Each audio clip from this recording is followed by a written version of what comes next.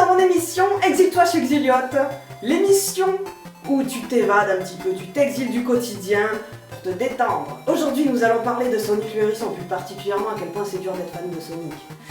Oui. Ma galère commence donc à l'âge de 6 ans en 1991 où ce jeu est sorti. Ma mère m'achète donc le jeu. Tiens mon petit cœur, c'est pour toi. Oh, c'est quoi? Regarde.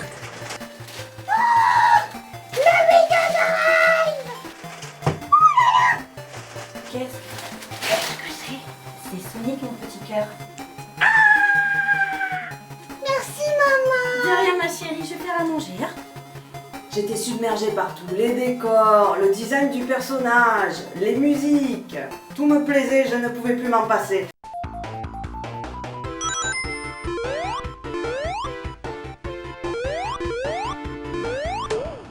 Bon, par contre, à un moment donné, une question m'est survenue. Surtout quand on n'a que 6 ans, on connaît pas encore l'anglais, t'as pas appris ça à la maternelle, tu vois, donc heureusement que ma mère était là pour m'aider quand même, hein. Maman! Oui ma chérie. C'est quoi Hedgehog? C'est quoi Sonic comme animal? C'est un personnage avec une crête bleue. Comme les dinosaures?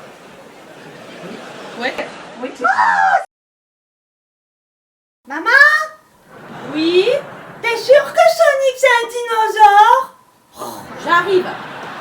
On dirait pas trop, je sais pas. Tiens, prends la patte. Regarde. Sonic le hérisson. Sonic le hérisson. D'accord. Ah c'est un hérisson. Oui. Mais il ressemble pas à un hérisson. Si. Bizarre. Non mais franchement, Sonic il ressemble plutôt à ça qu'à ça quand même. Une crête. Quand j'étais petite, bon, je disais une crête de dinosaure, oui, ok. Ce que tu ne sais pas, c'est qu'en 95, Sonic avait une crête, oui. Dans les dessins animés américains. Coupant comme une lame, rapide comme l'éclair. Il avait seulement une petite crête comme ça, composée de 3 piquants sur la tête, un piquant sur le corps. À la place de la petite queue, il y a un piquant plus petit. Comme tout cartoon qui se respecte, 4 doigts au lieu de 5. Ces piquants plats taillés en pointe et sa vitesse lui permettent, lorsqu'il se met en boule, de scier tout sur son passage, comme les barreaux de cette cage par exemple. Il ressemblait pas à ça. Pour le plaisir de tes beaux yeux, je te fais un zoom. Un zoom naturel, 100% humain biologique. Et comme vous pouvez le voir, rien à voir avec le Sonic japonais, hein. Avec ses piquants sur la tête, 2 sur le corps et la petite queue sur les fesses. Sans oublier les 5 doigts à chaque main. De nos jours, tout le monde a l'habitude de Sonic, de son look anthropomorphique, de ses piquants disproportionnés. Mais à l'époque, tu crois que c'était facile? C'était très dur d'être fan de Sonic, hein, sans qu'on te dise des trucs du genre... Sonic, c'est quoi comme animal? Un hérisson avec des ailerons de requin à la place des piquants, mais qu'est-ce que c'est que ça? Tu peux me le dire?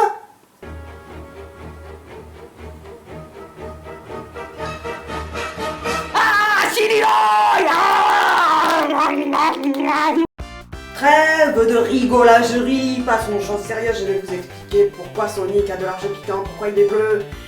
Et aussi, tiens, pourquoi Robotnik est-il aussi méchant? Parce que...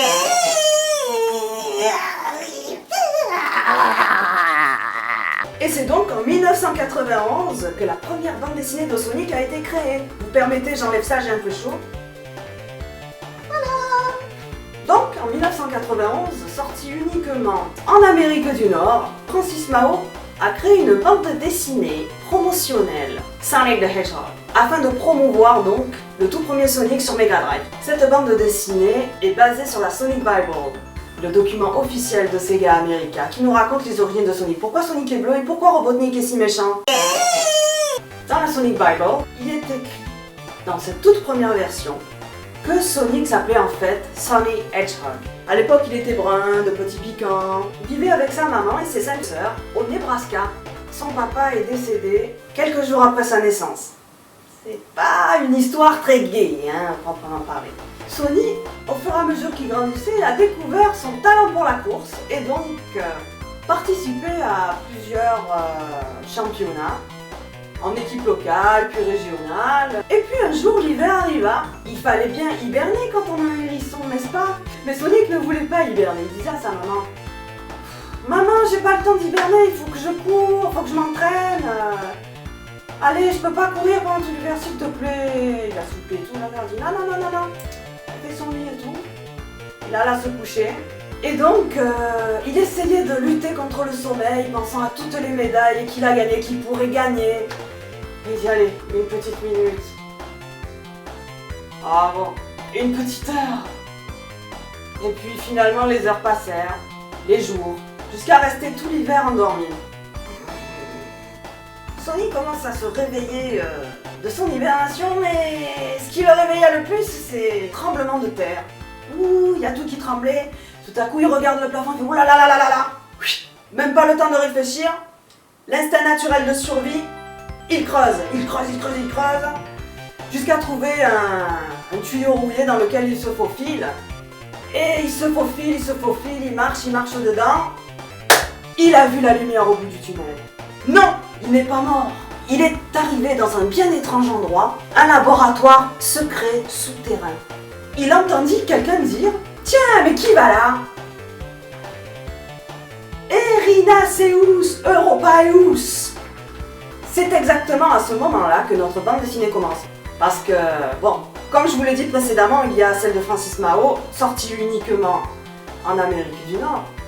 Mais en Europe, on a eu aussi nos petites BD, plus particulièrement 2 bandes dessinées et un guide officiel.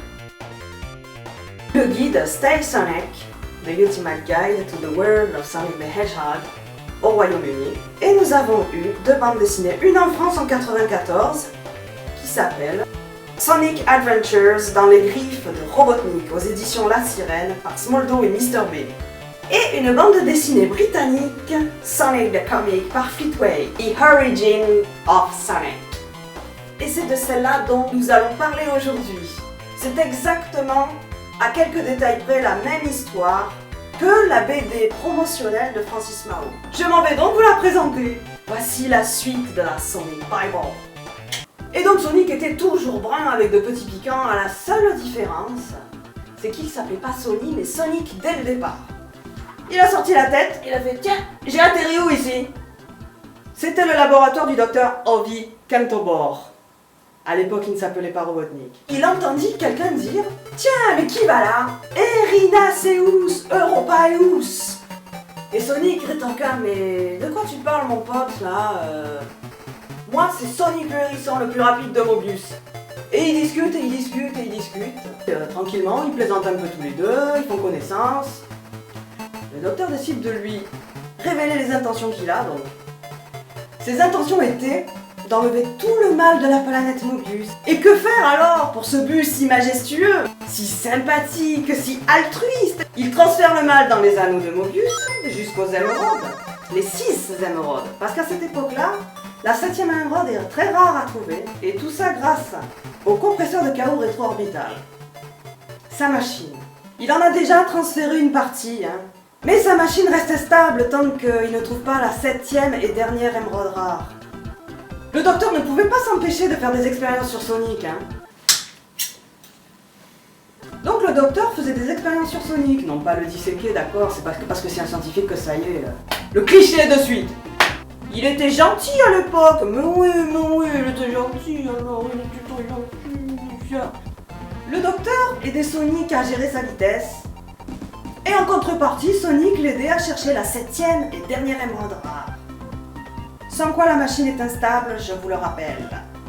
Donc il faisait des expériences sur sa vitesse. Il lui a même fabriqué des chaussures, tu as vu? Des Power Sneakers, qui portent toujours encore aujourd'hui. Ces chaussures ont la particularité de diminuer la friction due à la vitesse. Et donc Sonic pouvait courir beaucoup plus vite.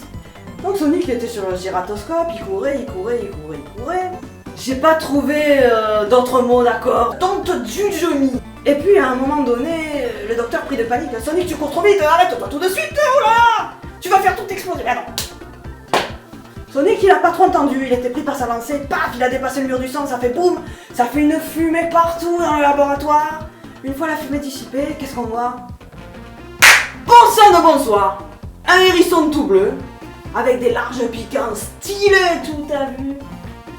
Dans la Sonic Bible, c'est exactement à ce moment-là que Sonic se fait surnommer Sonic par le docteur Obi Kentobor. Tout ça grâce à sa vitesse supersonique. Et c'est là que notre hérisson supersonique est né, Sonic the Hedgehog. À cette époque, le docteur Obi Kentobor et Sonic s'entendaient très bien. Donc forcément, Sonic le fréquentait régulièrement à cette époque-là. Et un beau jour, le docteur Obi Kentobor a eu une petite faim, il a eu la dalle. Donc il demande à Sonic si lui aussi avait la dalle. Il lui dit ouais, vas-y, un sandwich intel avec je sais plus quelle sauce et tout. Ok Sonic, pas de problème. Il va dans le frigo, il regarde, il fait ah non, j'ai encore oublié de faire les courses. À l'intérieur, il restait uniquement un œuf.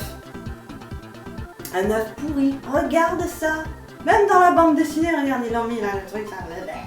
Mais malgré l'odeur significative du truc, il a quand même essayé de le prendre et de se dire tiens, bon, bah tant pis pour l'odeur, hein, ça passera peut-être avec du sel. J'ai la dalle à midi, oui, je ne prends pas de mes excuses. Oh non, Bert, je prends un œuf pourri, oui. Donc il restait qu'un œuf dans le frigo. Il était tellement omnibulé par son œuf, ce pauvre docteur, qu'il se précipita vite dans son laboratoire pour manger un bout. Il n'avait pas vu qu'il y avait un câble qui traînait. Le docteur était tellement pressé de manger son œuf délicieux que devinez quoi? Il tombe, mais il tombe sur quoi? Il tombe sur sa machine, son compresseur de chaos rétro-orbital. Et qu'est-ce que ça a fait? Eh ben la machine, elle était quoi? Elle était instable sans la 7ème émeraude que Sonic n'avait pas trouvée malheureusement. Donc tout le mal des émeraudes, ça s'est transféré en le docteur. Et donc l'œuf pourri a eu pour effet de le transformer en un homme à la forme sphérique, l'homme œuf, le docteur Ivo Robotnik. L'œuf pourri, l'homme œuf, Eggman. L'œuf pourri fait référence au nom japonais de Robotnik, qui est Eggman, l'homme œuf. De nos jours, on a l'habitude du Dr Eggman depuis Sonic Adventure 2 ou Sonic Boom. Le nom Dr Eggman n'était utilisé qu'au Japon dans les années 90. Nous, on avait plutôt les appellations américaines comme le Dr Robotnik pour le scientifique ou le Dr Ivo Robotnik et Mobius pour la planète. Les tout premiers dessins animés de Sonic nous ont très bien imprégnés de l'univers américain de Sonic, puisque c'était fait par Sega américain, d'accord, Sega américain. Mais qu'en est-il exactement de la version japonaise? Qu'est-ce qui la différencie exactement de la version américaine? Est-ce que l'histoire du docteur Obi Kentobor et de Sonic est-elle canon ou pas canon? C'est ce dont on parle dans mon épisode 2, Dur d'être fan de Sonic, épisode 2. La différence entre l'univers américain et l'univers japonais de Sonic.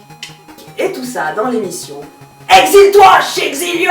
Exile-toi chez Exiliot! Don't miss it! Si toutefois tu as aimé ma vidéo, n'hésite pas à faire le pouce bleu, le baratin habituel, à partager, à liker, à t'abonner surtout. Si toutefois tu as des questions à me poser, si toutefois j'ai oublié un détail, commentaire! Allez! Crachez du feu avec la formidable attaque supersonique. Faites un looping en défiant la gravité. Vous pouvez même faire un tour de 360 degrés sur vous-même dans un laboratoire circulaire.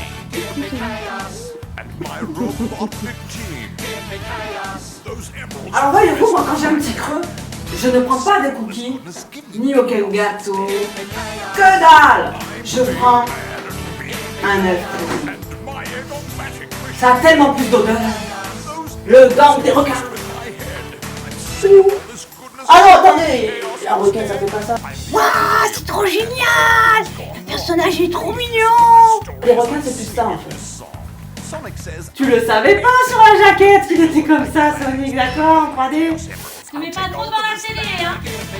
Oh, oui, maman!